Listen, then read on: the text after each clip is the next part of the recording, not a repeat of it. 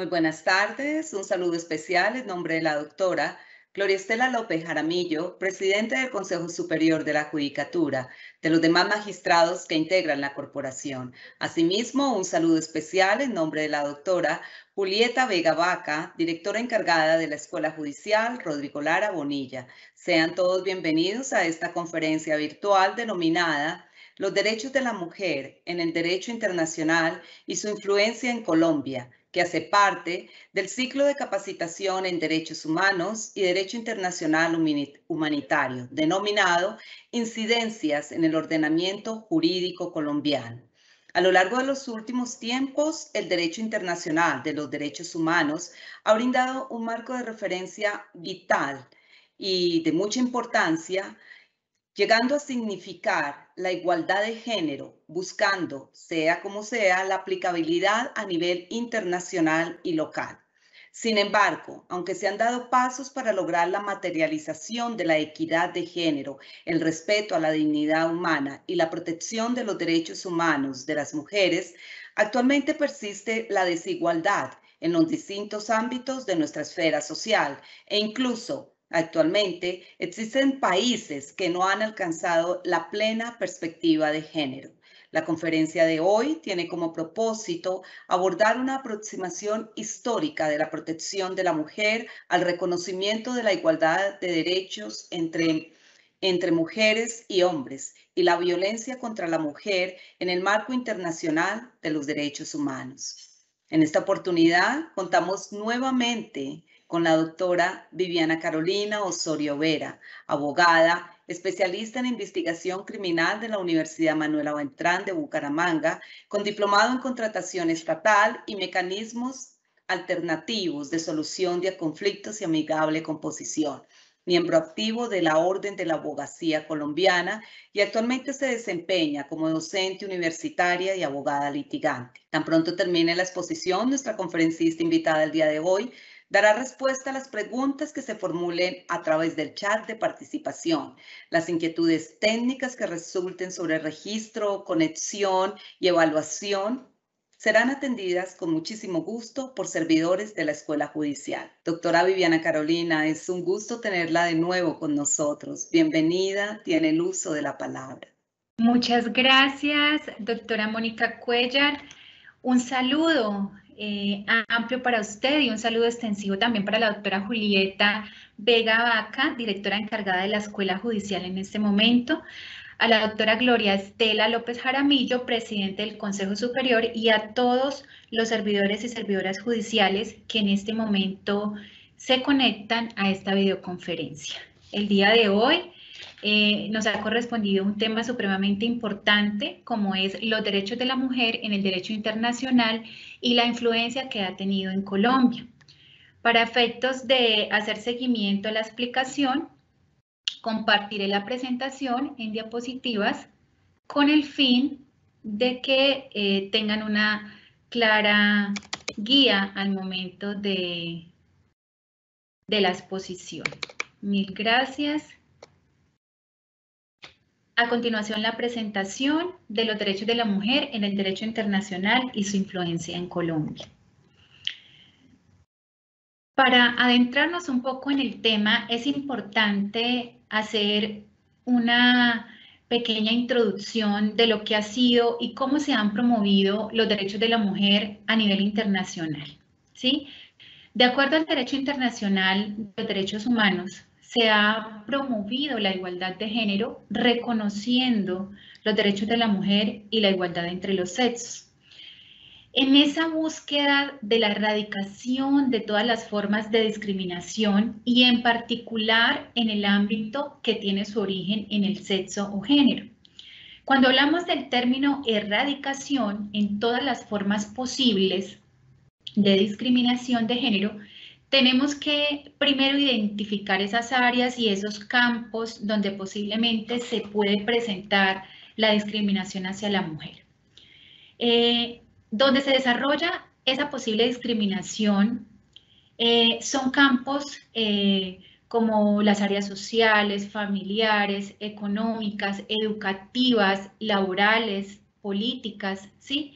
los cuales al presentarse esas situaciones de vulneración de nuestros derechos, nos ponen en una desventaja frente al hombre, ¿sí? Y en las regiones latinoamericanas se han implementado leyes y convenciones que han estado pues, precisamente enfocadas en resolver los principales problemas de derechos humanos que enfrentamos las mujeres.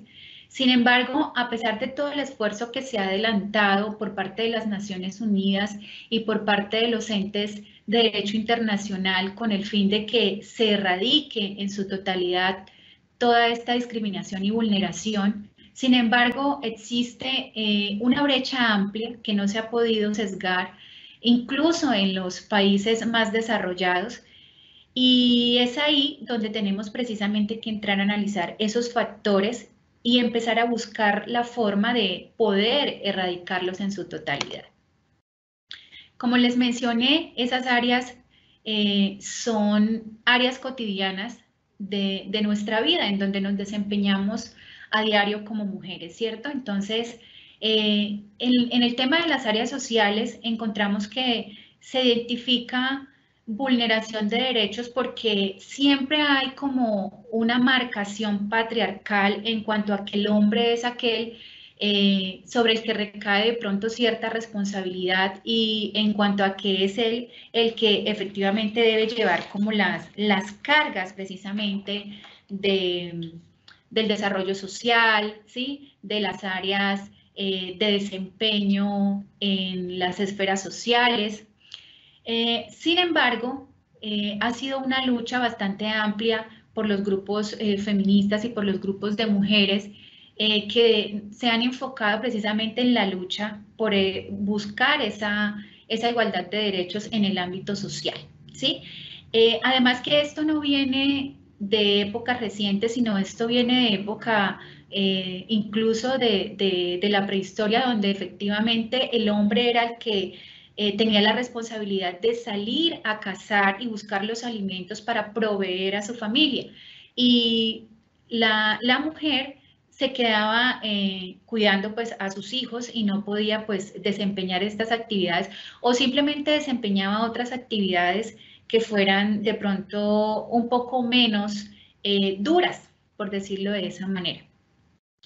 En las áreas económicas también se presenta vulneración de derechos, hay que precisamente identificar esos factores porque existe también una dependencia económica por parte de nosotras que nos han implementado también desde nuestras abuelas, en que efectivamente pues el hombre es el proveedor de casa, que él es el que precisamente tiene que garantizar la manutención de los hijos, y a raíz de esa dependencia económica se han presentado situaciones en las cuales somos permisivas a la hora de soportar diferentes tipos de violencia psicológica, violencia física, violencia sexual, ¿sí?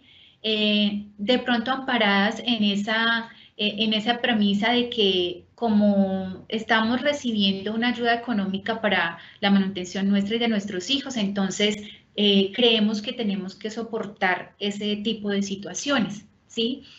En las áreas laborales también se presenta ciertas violación o cierta discriminación hacia las mujeres, aunque a veces no sea tan notoria o de pronto se quiera disfrazar de alguna manera.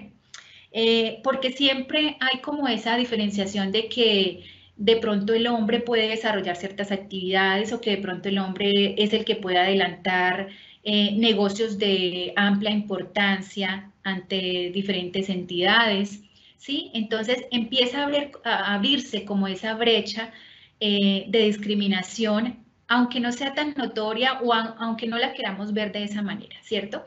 Entonces, llevamos hasta ahora 3 áreas, ¿no? El área social, la económica y la laboral. Hay un área también muy importante como es el área familiar, que es donde precisamente se empieza a presentar también todo tipo de vulneración. Va de la mano la vulneración de derechos en el área familiar con la vulneración de derechos en el área económica, ¿cierto?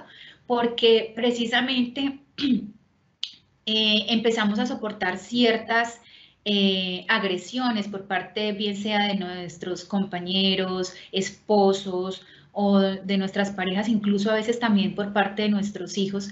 Y también se da una discriminación y se da una vulneración de derechos en cuanto a que también a veces tenemos que elaborar y cumplir con nuestras labores cotidianas en nuestras áreas laborales, pero además tenemos que llegar de pronto a nuestras casas a cumplir con ciertas actividades del hogar, ¿cierto? Incluso sin poder decir que vamos a tomar un descanso antes de realizarlas, sino que inmediatamente llegamos a nuestro hogar, tenemos que luego ocupar parte de ese espacio que se supone de nuestro descanso en arreglar y acomodar nuestra casa, atender a nuestros hijos y atender a nuestras parejas. Entonces, ahí se evidencia claramente que hay una discriminación porque efectivamente se ha enfocado en que es la mujer la que tiene que, aparte de cumplir con un rol laboral, tiene que cumplir con ese rol familiar y ese rol como esposa y como mujer y como madre, ¿sí? Sí, incluso sin recibir ayuda por parte de sus hijos o de sus parejas. También en la parte educativa se ha evidenciado mucha vulneración de derechos en cuanto a que sí hay acceso a la educación para las mujeres y hoy en día lo hay, pues incluso en relación a nuestro país, incluso es superior al de los hombres, ¿sí? Hay estudios que comprueban que en este momento el acceso a la educación es superior por parte de las mujeres. Sin embargo, dentro de las instituciones educativas también hay discriminación y hay vulneración de derechos hacia nosotras. ¿Por qué? También incluso disfrazada o a veces que no se hace tan notoria, incluso por parte de los educadores, por parte incluso de los mismos compañeros de educación, ¿sí? Se presentan situaciones de maltrato, de vulneración, de acoso, ¿sí? De acoso sexual y abuso sexual también. Entonces, se logra evidenciar que también en el área educativa, que no debería presentarse, hoy en día pues es normal que se presenten este tipo de situaciones. En las áreas culturales también existe una amplia brecha en cuanto a que se discrimina a la mujer si pertenece de pronto a una etnia indígena, a comunidades afrodescendientes, o si de pronto pertenecemos o vestimos de cierta manera. Existe discriminación, incluso a veces también por parte de nosotras mismas, ¿sí? Puede que lo hagamos a veces inconscientemente, pero se presenta esa discriminación entre nosotras mismas. En el área de la política, es notorio que precisamente pues a los cargos políticos pues acceden mucho o tienen más posibilidad de acceder los hombres que las mujeres. Sin embargo, en Colombia también ha habido una lucha por lograr puestos importantes a nivel de la política y efectivamente tenemos mujeres que nos representan en todas las áreas, pero esto ha sido a través de un proceso que viene pues precisamente con la historia y de la mano pues con las Naciones Unidas y con las organizaciones que fomentan precisamente el respeto de los derechos humanos. Los derechos de la mujer y la igualdad entre los sexos en el derecho internacional pues viene desde épocas pues remotas también, y precisamente para no irnos tan atrás, me voy a la Carta de San Francisco de 1945, donde en esta carta se incluyó la prohibición de discriminación por razones de sexo y en virtud del principio de igualdad de derechos entre hombres y mujeres, ¿sí? Entonces ya podemos evidenciar que empieza a haber una clara protección hacia los derechos de la mujer, buscando precisamente esa igualdad entre hombres y mujeres, ¿sí? Con el fin de salvaguardarnos, ¿sí? De protegernos y de darnos pues como un lugar importante con el fin de que no se nos discrimine por razones precisamente de género. Ya luego, en el año de 1948, viene la Declaración Universal de los Derechos Humanos en su artículo primero, precisamente donde establece que todos los seres humanos nacen libres e iguales en dignidad y derechos, lo que quiere decir que efectivamente tanto hombres como mujeres, ¿sí?, estamos precisamente en una igualdad de derechos, ¿sí?, que aquí no hay diferencias, ¿sí? Las Naciones Unidas pues han tratado de crear siempre el mejor escenario para la codificación de derechos en los ámbitos tanto políticos, civiles, sociales y culturales, precisamente con relación a la discriminación de género, ¿sí? Al evidenciar que precisamente se tiene que, en esos ámbitos especiales, hacer esa erradicación de la discriminación, ¿sí? Otra normativa importante es el Pacto Internacional de los Derechos Civiles y Políticos de 1952, el cual establece que las mujeres precisamente tienen derecho a votar en todas las elecciones en igualdad de condiciones de los hombres y sin discriminación alguna. Entonces, pues, ese Pacto Internacional de Derechos Civiles y Políticos de 1952 es un logro supremamente importante porque nos da un mecanismo de participación a nosotras las mujeres, ¿cierto? O sea, de ahí parte que efectivamente podamos hoy en día ejercer ese derecho al voto, y el cual está también amparado en nuestra Constitución Política como un mecanismo de participación. Bueno, en esa misma época, de 1952, en la mayoría de los países centroamericanos, las mujeres empezaron pues a conquistar precisamente ese derecho al voto, ¿sí? También tenemos normativa con relación al consentimiento para el matrimonio, la edad mínima de matrimonio y su registro, que fue con la Convención sobre la Nacionalidad de la Mujer Casada en el año de 1957. También tenemos la Convención de la OIT sobre la regulación de la igual remuneración entre hombres y mujeres del 29 de junio de 1951, ¿sí? Lo que generaba que se estudiara precisamente y se tuviera en cuenta que si estábamos cumpliendo con un rol laboral en igualdad de condiciones, pues teníamos derecho a que fuera remunerado de la misma forma, ¿cierto?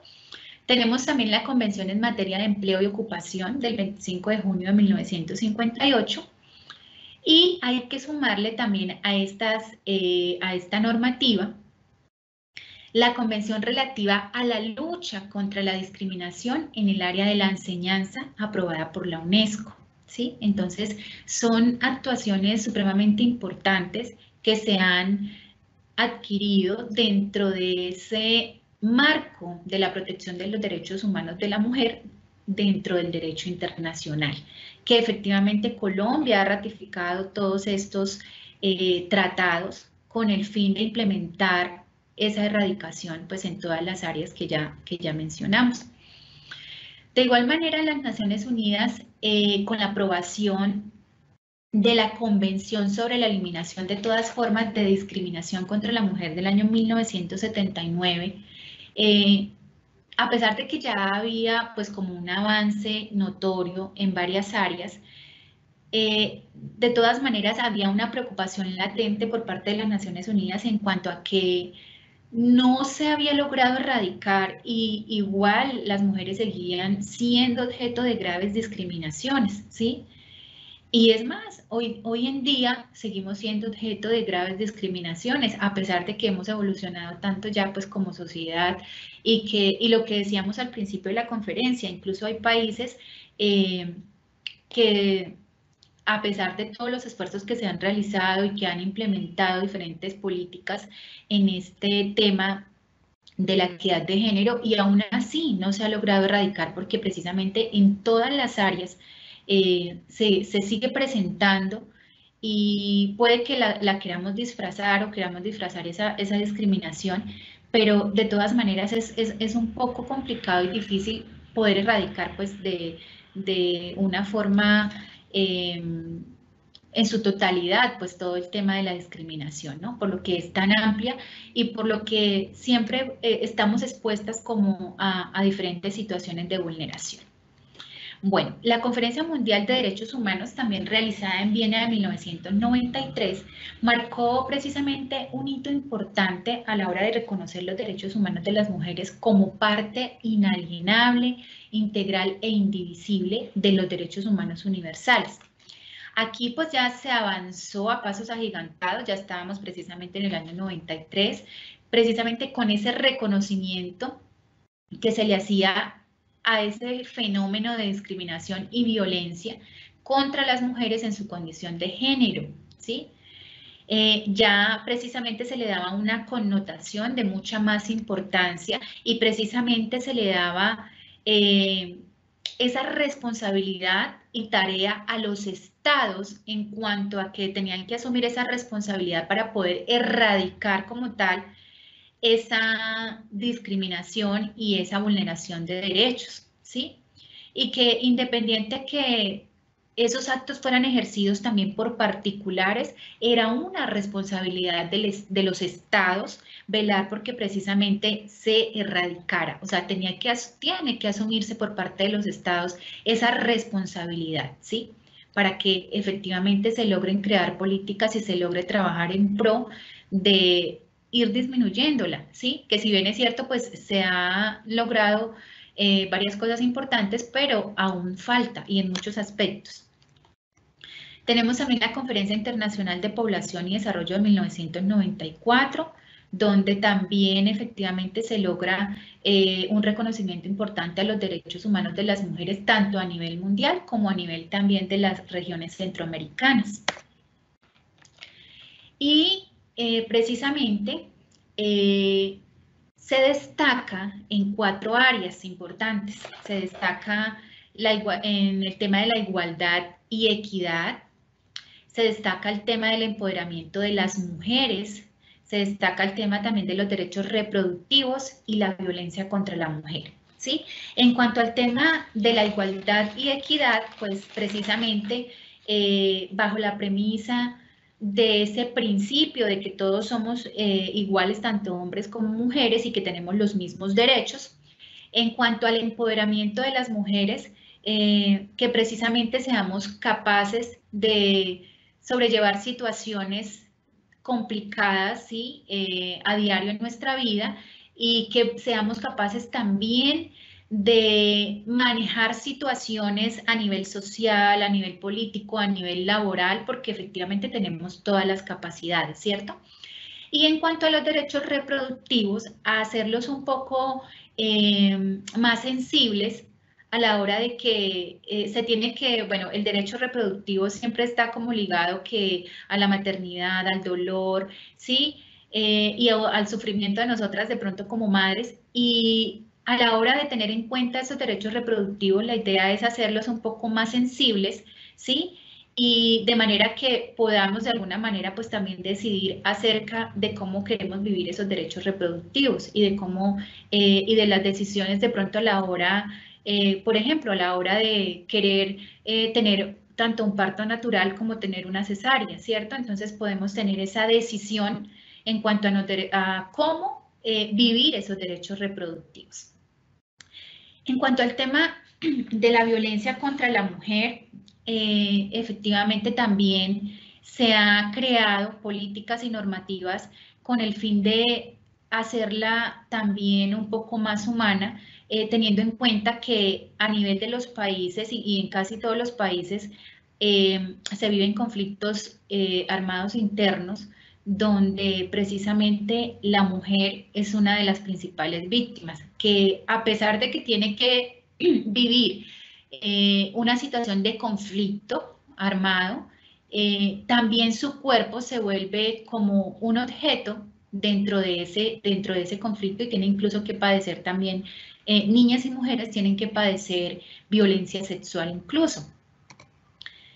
Bueno, para irnos también a un claro ejemplo de lo que es como tal esa violación, esa discriminación y vulneración de derechos dentro del marco internacional de los derechos humanos, o sea, que a pesar de que existe un amplio marco normativo, ¿sí? Una lucha por parte también de organizaciones de mujeres, por parte de las Naciones Unidas, por parte de todos los entes encargados de velar por los derechos de las mujeres y los derechos humanos, aún en países como la India, efectivamente, se viven situaciones supremamente gravosas en cuanto a la violación, a la vulneración de los derechos de las mujeres y de las niñas, incluso recién nacidas.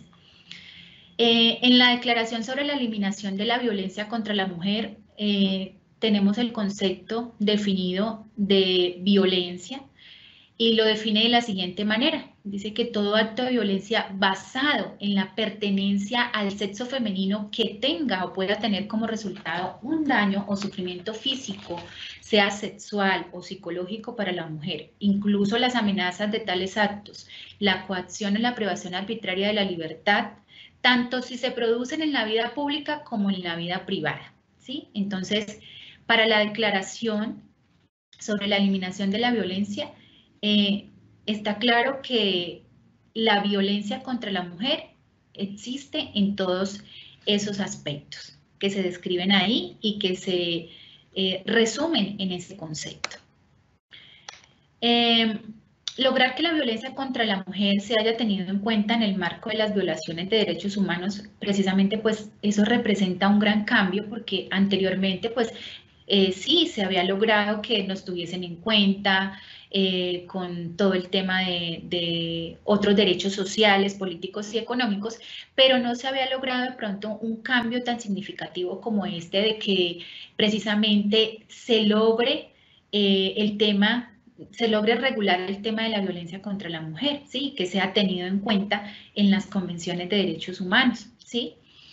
De modo que precisamente prevenir y afrontar la violencia contra las mujeres ya no es un acto caritativo, sino que precisamente es una obligación jurídica y moral que exige medidas, que exige reformas de índole legislativa, administrativa y también institucional por parte de todos los estados, por parte de los gobiernos. Bueno, la violencia contra la mujer en el marco internacional de los derechos humanos también, como les decía, es importante analizarla en los diferentes países y cómo se ha venido presentando. Entonces, quise traer el ejemplo de la India, como ya les había mencionado, donde allí las jóvenes precisamente son educadas con la idea que tienen que servir y satisfacer al hombre.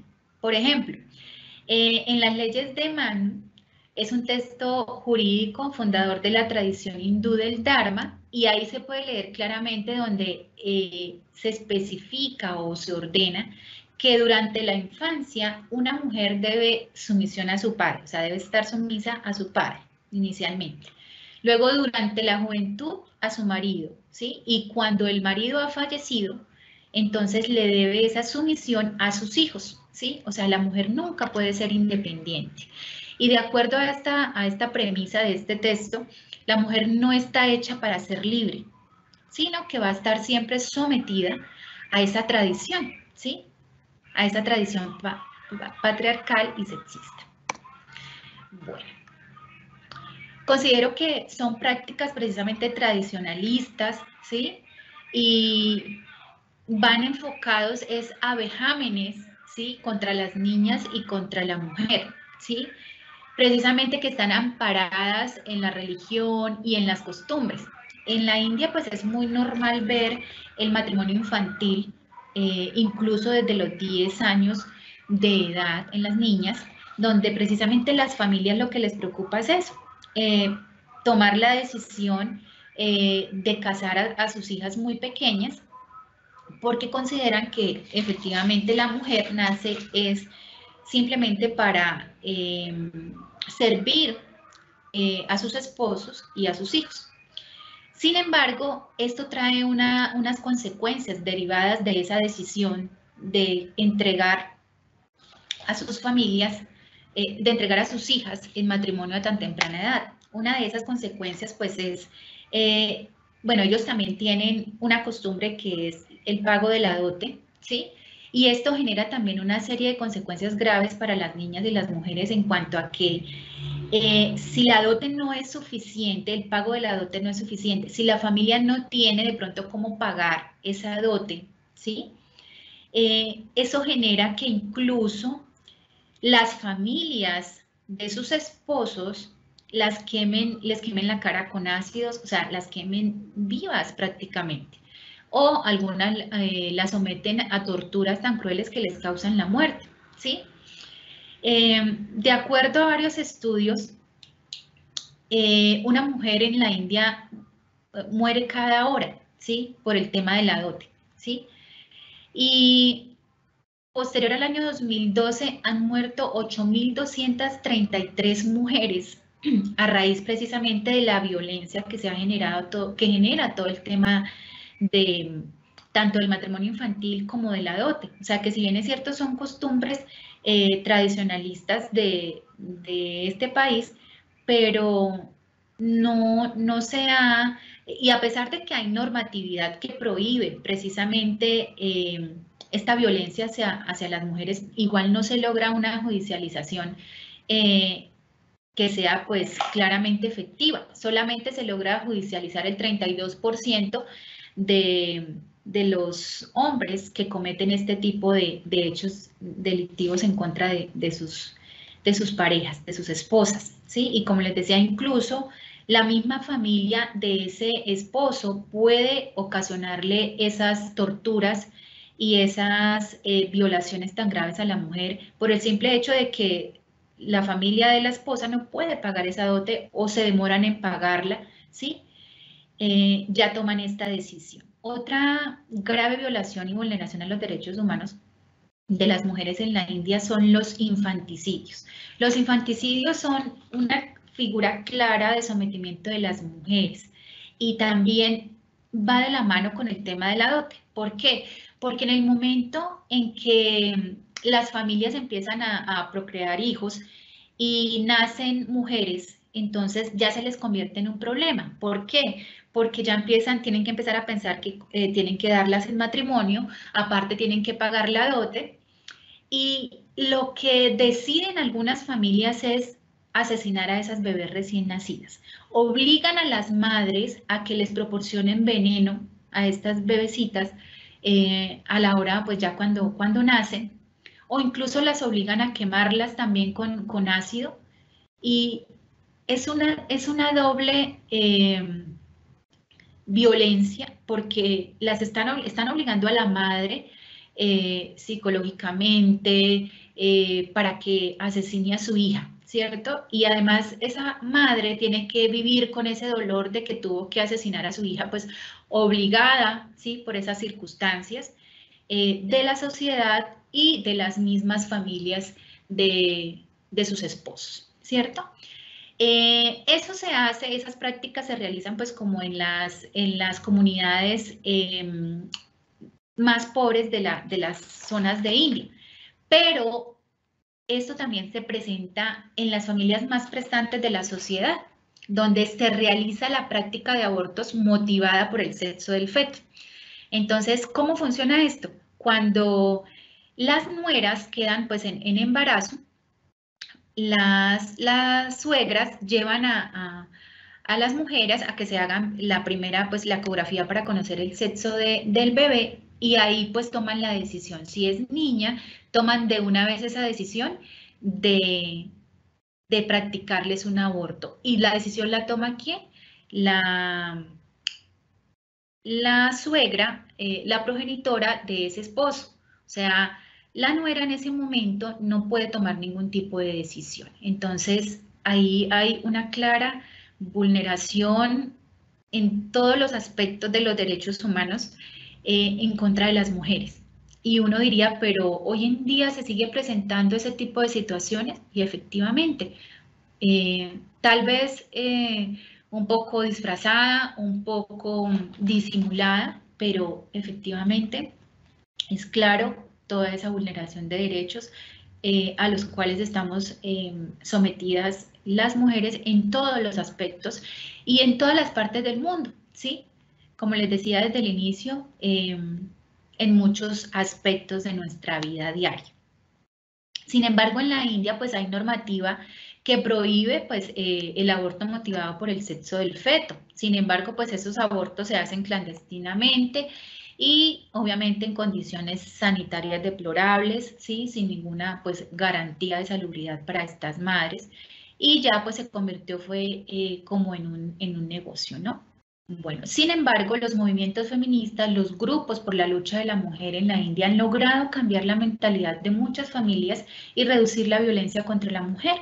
De igual forma, muchas mujeres de la India han logrado vencer estos estereotipos y llegar a ocupar puestos importantes en la política, ¿sí? A pesar de todas esas situaciones que se presentan a diario, igual es la lucha por querer salir adelante y conquistar nuestros sueños, y se presenta precisamente en medio de situaciones tan difíciles. Bueno, ahora seguimos con otro tema también de vital importancia que va de la mano precisamente también con los derechos humanos de las mujeres, como es la violencia sexual en situaciones de conflicto armado. En el siglo XX, especialmente desde la Segunda Guerra Mundial, la violencia sexual ha sido una constante contra las mujeres, ¿sí? Ya que precisamente las mujeres en particular en situaciones de conflicto armado son especialmente las más vulnerables a sufrir violencia sexual. Las mujeres y las niñas en situación de conflicto están doblemente condenadas a los vejámenes de la guerra, ¿sí? Porque la violencia sexual en las zonas devastadas por los conflictos armados se ha convertido en un problema normalmente encubierto y silenciado, ¿sí? Una dramática realidad que se perpetúa por el primer decenio del siglo XXI en países como Sudán, la República Democrática del Congo, la República Centroafricana o Liberia, ¿sí? Por citar algunos de los países más relevantes que presentan este tipo de violencia sexual y pues que son zonas bastante devastadas por los conflictos, ¿no? Y remitiéndonos pues también a nuestro país, que tenemos el conocimiento de que también en el marco del conflicto armado que se venía presentando en Colombia desde los años 60, se presentaron también situaciones supremamente gravosas en cuanto al tema de los vejámenes sexuales contra las niñas y las mujeres, ¿cierto? Contra incluso las mujeres que hacían parte de las filas de los grupos al margen de la ley. Y se presentaban situaciones de violencia sexual tan graves que incluso eran obligadas a practicarse abortos en medio de la selva, ¿sí? Acarreando pues situaciones de salud para ellas muy graves y que pues efectivamente han sido denunciadas hoy en día. El derecho internacional humanitario confiere un régimen específico de protección a la mujer, ¿sí? Este resulta hoy del todo insuficiente y regula algunas deficiencias. ¿Cuáles son? Como insistentemente se ha denunciado en los convenios de Ginebra de 1949 y sus protocolos adicionales de 1977, no proporcionan una respuesta satisfactoria por parte de los estados a todos los problemas y dificultades específicos que enfrentan las mujeres en situaciones de conflicto armado. A pesar de que pues hay especial protección para las mujeres embarazadas, las madres lactantes, las madres en general. Sin embargo, estas disposiciones no han logrado como tal erradicar o tener como un marco más amplio en cuanto a lo que se trata del tema de violencia sexual, particularmente al tema de la violación, a la prostitución forzada, ¿sí? No hay como tal un verdadero alcance, ¿sí? Para poder regular esa gravedad de esos crímenes tan graves, ¿no? Y efectivamente, estos delitos de violaciones, de violencia sexual en el marco del conflicto armado, pues se les debe dar como tal es una connotación de infracción grave al derecho de la guerra, ¿sí? O sea, al derecho internacional humanitario. no solo tenerlo como un delito contra la integridad de la mujer, sino darle precisamente esa connotación, teniendo en cuenta que se da y se presenta es dentro del desarrollo del conflicto. Desde la mirada de los derechos humanos y las Naciones Unidas se ha hecho exigente la protección de la mujer en los conflictos armados, ¿sí? Y es así como en la Declaración sobre la Protección de la Mujer y el Niño en estados de emergencia y en conflictos armados, encontramos pues ya que se hace referencia explícita a los delitos de naturaleza sexual, ¿sí? Entonces ya ahí se empieza a ver que se empieza ampliar como tal esa protección en cuanto a la violencia sexual ejercida contra las mujeres y los niños en medio de los conflictos, ¿sí? Tenemos la resolución 1820 del Consejo de Seguridad del 19 de junio del 2008, ¿sí? Aquí, pues efectivamente se logra un avance en cuanto a crear estrategias de prevención, ¿sí? Y la entidad expresa su disposición para adoptar, cuando sea necesario, medidas apropiadas para hacer frente a la violación generalizada o sistemática, ¿sí?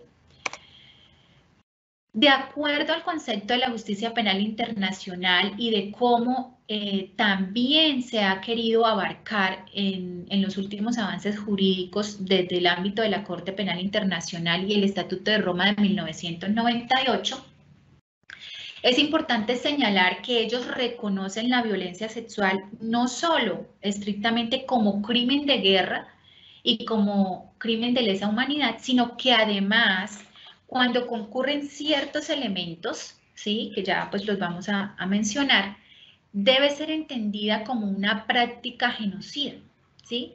La violencia sexual se deriva a partir de entonces como producto de una situación de fuerza, amenaza, coacción, que se concreta a través de 6 crímenes de índole sexual, ¿sí?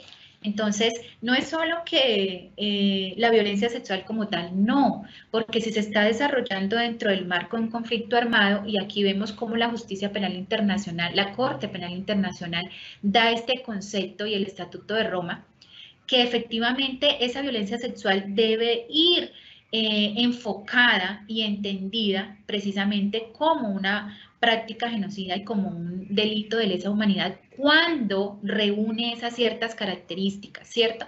Cuando lleva fuerza, amenaza, coacción, esclavitud sexual, embarazo forzado, esterilización forzada y finalmente otros actos de violencia sexual de gravedad, ¿sí? Como precisamente el aborto forzado, que lleve incluso a la mutilación genital o que genere situaciones que conlleven a que esa madre no pueda volver a procrear, ¿cierto? Entonces, todos estos delitos, ¿sí?, al configurarse, ¿sí?, de acuerdo al concepto de la Corte Penal Internacional, pasarán a ser concebidos como delitos de lesa humanidad, ¿sí? Además, cuando sean sistemáticos o generalizados, de carácter doloso, ¿sí? Y que precisamente la víctima haya formado parte parcial o directamente dentro de un conflicto armado y de un grupo social concreto, ¿sí? Entonces, como tal, es un avance también importante de cómo la Corte Penal Internacional y el Estatuto de Roma, ¿sí?, con la experiencia de la Corte Interamericana de Derechos Humanos, le dan como tal esta connotación porque realmente se debe juzgar de esa forma, ¿sí? No se le debe dar otro sentido que el que se le está dando en ese concepto. Quise traer también un ejemplo relacionado, pues, o que reúne precisamente todos estos requisitos de los delitos que plasma la Corte Penal Internacional, como es el caso de Guatemala, ¿sí?, de la zona de Sepur-Zarco, ¿sí? Resulta que durante la guerra civil que azotó a Guatemala durante 36 años, ¿sí?, creo que más o menos en el año 1982, las mujeres indígenas sufrieron violaciones sistemáticas y esclavitud a manos del personal militar, ¿sí? En una pequeña comunidad cercana al puesto de mando de Sepursarco, ¿sí? Era una comunidad pequeña de mujeres indígenas, donde precisamente llegan los militares, se asentaron en esta zona, empezaron pues a asesinar a los esposos de esta comunidad, acusándolos pues de ser de pronto rebeldes o estar en contra del gobierno. Y luego someten a estas mujeres a una violación sistemática, a una serie de violaciones en cuanto a que las sometieron a una esclavitud forzada. Y esto duró años, o sea, ¿qué hacían los militares? Entonces, exigían de estas madres servicios sexuales, además ellas tenían que servirles en cuanto a atenderlos, cocinarles, lavarles sus atuendos militares. Aparte, las dejaban embarazadas, las obligaban a abortar, les proporcionaban también anticonceptivos, las obligaban también a tomar anticonceptivos, pero en caso de que quedaran embarazadas, entonces les practicaban abortos y cuando acababan de dar a luz, si era que se concretaba que dieran a luz, inmediatamente después de dar a luz también eran sometidas a violaciones, no por uno, sino por incluso a veces por toda la tropa. Hay testimonios de mujeres que incluso perdían la conciencia o morían desangradas precisamente por esa situación tan grave a la que vivían sometidas. Sin embargo, a pesar de que no es un caso único, porque efectivamente pues no es el único, sino hay muchos a nivel mundial y pues en Latinoamérica también. Pero realmente hubo algo muy importante, que dentro de este caso, a pesar de toda la gravedad del hecho, e incluso que fue por parte de las entidades estatales, por parte de los representantes de los militares que estaban en representación del gobierno, a pesar de ser tan grave, como ya les dije, sucede algo que cambia la historia. Desde el 2011 hasta el 2016, 15 mujeres sobrevivientes lucharon para obtener justicia. ¿Y cómo lo hicieron? En el Tribunal Supremo de Guatemala, ¿sí? Es un caso que precisamente sin precedentes concluye con la condena de 12 militares por delitos de lesa humanidad, ¿sí? Y bueno, esto nos toca de pronto en el sentido de que de como mujer saber que hay situaciones tan difíciles que han tenido que enfrentar unas mujeres de esta comunidad y que aún así no se rinden y que después de tanto tiempo, porque ya en el año 2011 y en el año 2016 ya estas mujeres son ancianas, ¿sí? Y aún así logran que este Tribunal Supremo de Justicia de Guatemala diga no, efectivamente sí tienen la razón, se logró probar que efectivamente fueron crímenes de lesa humanidad, se les da esa connotación. Entonces, ¿por qué lo traje a colación? Porque va de la mano con el concepto que da la Corte Interamericana de Derechos Humanos y es ahí donde uno dice, bueno, se logró, se hizo justicia y a pesar de que hay todavía una brecha bastante amplia en cuanto a erradicar la vulneración de los derechos y la discriminación y la violencia sexual contra la mujer, se logran cosas importantes, ¿sí? ¿Y cómo se logran? Precisamente por esa lucha incansable de esas mujeres que nos representan. Y bueno, en este caso, a ellas las llaman las abuelas de Sepursarco, como se les conocen respetuosamente, y están felices porque precisamente lograron la concesión de 18 medidas de reparación para las sobrevivientes y su comunidad y pues con esto también lograron que se reparara la comunidad como tal, logrando que se crearan escuelas, hospitales y una serie de beneficios para esa comunidad. Entonces, ellas dicen que es maravilloso, por lo menos en ese sentido de ver que sus nietas que no tuvieron que vivir lo que ellas vivieron, puedan por lo menos disfrutar de un beneficio que adquirieron, pues si bien es cierto, con un pasado muy doloroso, pero también con alcanzando pues la valoración de la justicia, ¿sí? Entonces, eso se logró con el apoyo del Fondo de las Naciones Unidas para la Consolidación de la Paz y también en colaboración con las autoridades nacionales y las organizaciones de las Naciones Unidas.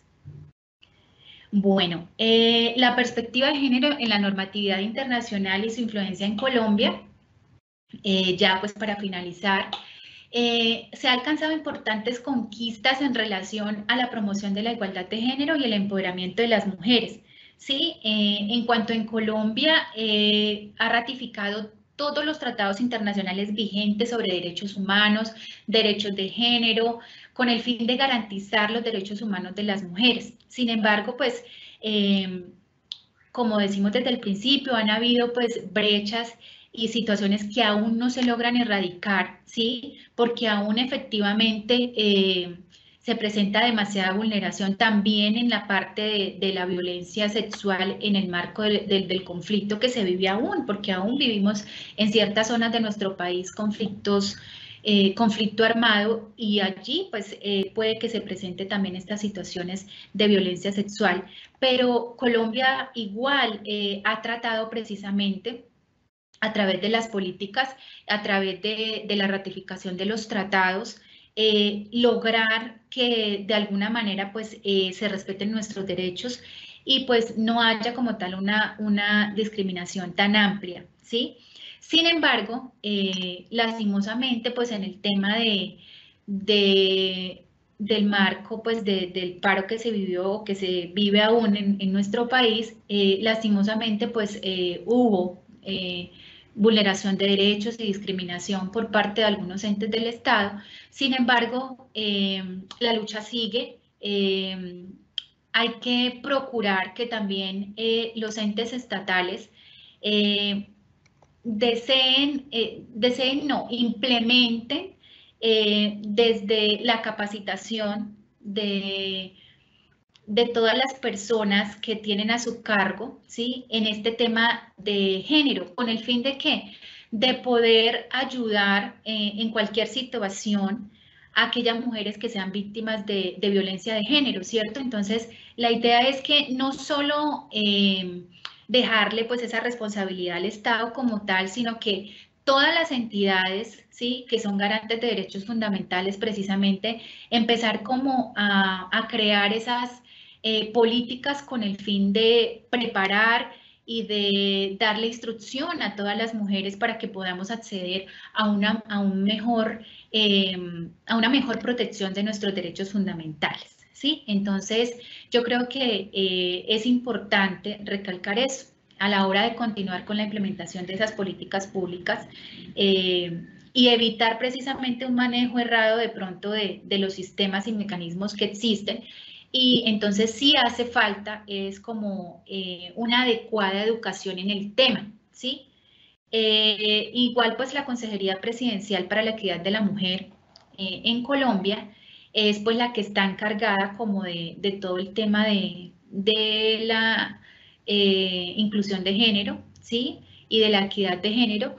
Sin embargo, pues como les decía, es importante que todas las entidades, ¿sí? Garantes de derechos fundamentales, se capaciten y puedan de verdad darle a la comunidad, o sea, a la mujer precisamente, una amplia protección en sus derechos humanos y poder así poco a poco lograr en su momento erradicar, ¿por qué no?, en su totalidad todos los tipos de violencia contra la mujer.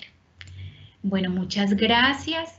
Doy paso de nuevo a la doctora Mónica Cuellar para que siga adelante con algunas preguntas del público. Gracias, doctor. Y pasamos al fragmento de preguntas. La primera, ¿cómo es la aplicabilidad en Colombia de la protección de los derechos de la mujer de acuerdo a la normativa internacional? Sí, doctora. Bueno, efectivamente, en Colombia, como les decía, se ha logrado la implementación de todos los tratados internacionales con el fin de proteger los derechos humanos de las mujeres. Sin embargo, pues sigue habiendo un espacio sin poder cubrirse, ¿sí? Pero ahí está claramente cómo influye y cómo se quiere por parte pues también del Estado velar por la protección de los derechos humanos de las mujeres. Siguiente pregunta, doctora. ¿Qué medios se han implementado por parte del Comité de las Naciones Unidas para eliminar la discriminación contra la mujer? Sí, doctora. Efectivamente, por parte de las Naciones Unidas se creó la Convención de la Erradicación de toda forma de violencia con el fin precisamente de salvaguardar los derechos de las mujeres, de dar un amplio marco y ampliarlo en muchos aspectos, tanto de las áreas sociales, civiles, políticas, para precisamente, anteriormente pues no se tenía como tal o no se había creado ninguna convención sobre la erradicación de la violencia sobre la mujer, y precisamente pues con esa convención sobre la erradicación de toda forma de violencia contra la mujer, pues fue un paso agigantado para la protección de los derechos de las mujeres. Última pregunta, doctora. ¿Cómo es la intervención del derecho internacional de los derechos humanos en Colombia? Sí, doctora. Precisamente, pues, hoy en día, gracias a que Colombia, pues, tiene ratificado todos estos convenios en pro de favorecer los derechos de las mujeres, se logra que efectivamente estas entidades también, a pesar de que no hacen pues una intervención como tal de lleno cuando de pronto se presentan situaciones de vulneración, sin embargo están pendientes de lo que se desarrolla en Colombia a través de sus comisiones, y a través de que efectivamente por el hecho de tener ratificado estos convenios les asiste la responsabilidad de velar porque se cumplan en todos los aspectos. Un especial agradecimiento a la doctora Viviana Carolina Osorio Vera por su excelente explicación acerca de la importancia, transformación, aplicación e interpretación del derecho interno y su evolución en la institucionalidad a través de la asimilación de conceptos y estándares del derecho internacional, en especial de derecho internacional de los derechos humanos, como bien lo dijo en la charla, doctora, para lograr la materialización de la equidad de género, el respeto a la dignidad humana y la protección de los derechos humanos, especialmente de las mujeres. Asimismo, por explicarnos la perspectiva de género en la normatividad internacional y su influencia en Colombia. Muchísimas gracias, doctora. Gracias. Gracias. Gracias a los servidores y servidoras judiciales y a todas las personas que actúan en el sector justicia que se conectaron a esta conferencia virtual. Los invitamos a que nos sigan acompañando a través de nuestras redes sociales como Facebook, Twitter, Instagram y YouTube, donde podrán encontrar más información sobre nuestras videoconferencias y noticias de interés. Muchísimas gracias. Una feliz tarde para todos.